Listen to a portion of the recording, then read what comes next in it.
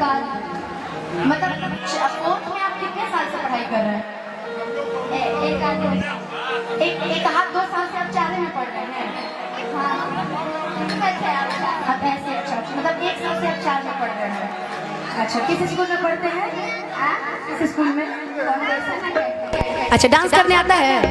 नहीं ऐसा तो हम तो सुने कि इंग्लिश मीडियम वाले बच्चे डांस बहुत अच्छा करते भाई, तो हम तो आज इनसे डांस करवाएंगे। सुनिएगा कि सावन सोमारी करी रोजो जल ढारी करी, ऐसे नहीं जाने नहीं देंगे हम। एक ठुमका लगा दीजिए फिर चले जाइए, बस एक ठुमका, ठीक है? बस एक ठुमका मेरे साथ, हम जैसे करेंगे ना ऐसे से वैसे करिएगा, ठीक है? सावन सोमारी करी रोजो जल ढारी करी, मंगिया ढाकुर चढ़ाई राउर सेवदारी करी। और कभी शादी के बारे में सोचे हैं? नहीं सोचे हैं? अब सोचिएगा और मम्मी से कहिएगा कि मम्मी हम भोलेनाथ से मनाते हैं, भैया धीरे धीरे, कि हम भोलेनाथ से मनाते हैं कि भगवान कि वधु दिहाय ऐसन होखे। वधु मतलब जानते हैं क्या? पत्नी। इनको पता है वधु मतलब पत्नी होता है। वाह! कि वधु दिहाय ऐसन होखे और जिंदगी निभाए बाबा। आपको पत्नी कैसी चाहिए?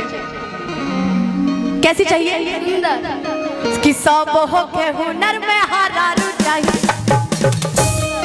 अरे रुकिए रुकिए रुकिए, बच्चे ने कुछ बोला है कि सब होके हुनर में हारारू चाहिए। सुंदर कि भोला पुजराउर गोड़ चाहिए, चंदा चकोर नाही गगेज में मांगिले फॉर्च्यूनर। ओहो अच्छा इसे कर दीजिए कि सब होके हुनर में हारारू चाहिए।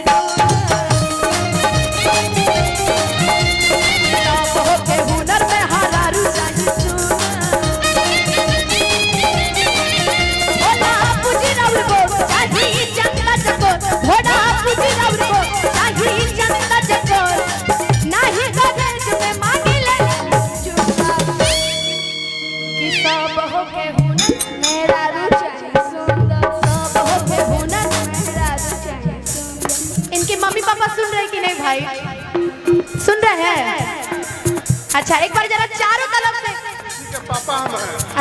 अच्छा पापा रंगदार हइये हवे। धरली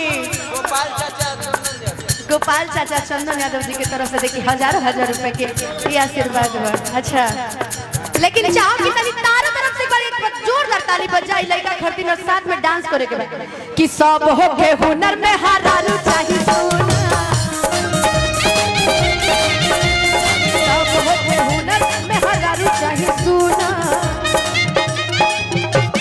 अरे अमित पापा बस इतना ही बोलना था। हमको लगा आप कुछ गा के सुनाएंगे, मगर बच्चे ने बहुत अच्छा डांस किया। चाहेंगे एक बार इसके लिए जोरदार ताली बजा दीजिए। लेकिन भैया आपन उहे हो कि राम जी के जैसन दीहा हमरो दुल्हवा ये बाबा। राम जी के जैसन दीहा हमरो दुल्हवा ये बाबा।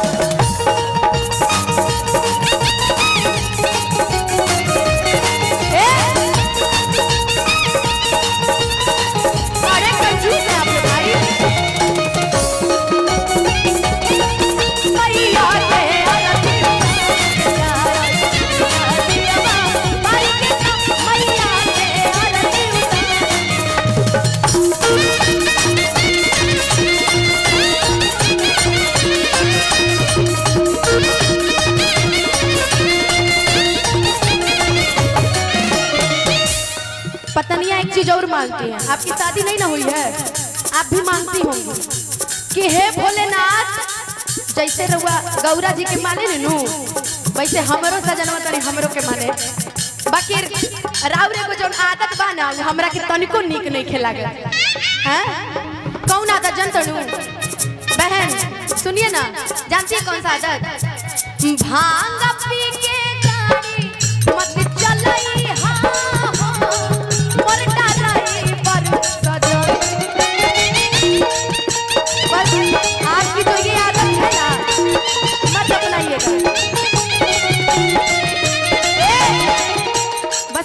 आदत मत दीजिएगा उनको, बाकी सब आपका ठीक है।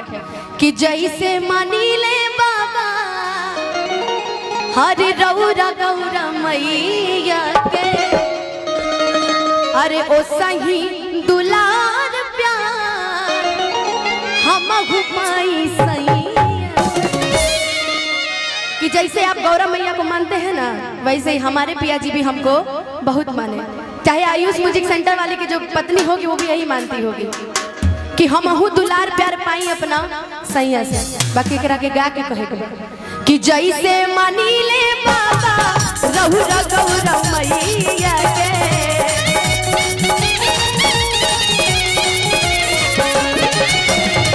ओ सही दुलार प्यार हम पाई सैया से।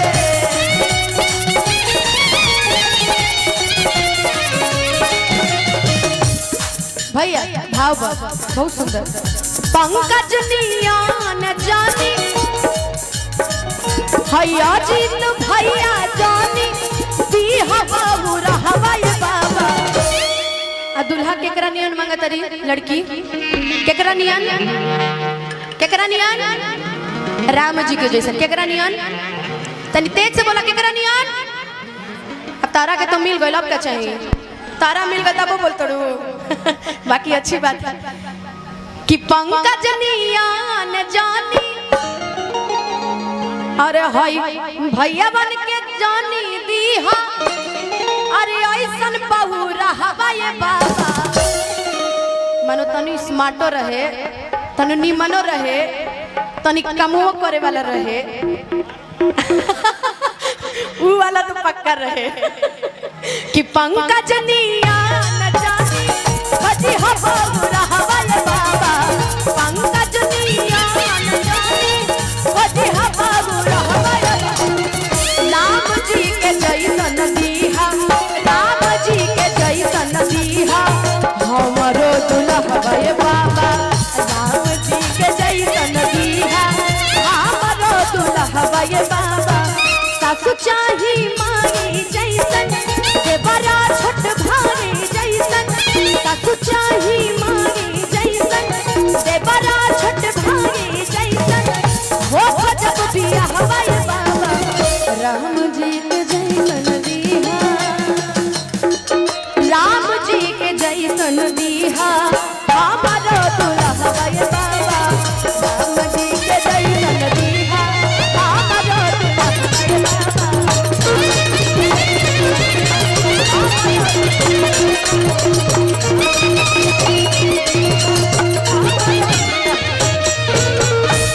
कि राम जी के जैसन दीहा सुनर दुल्हा ये बाबा।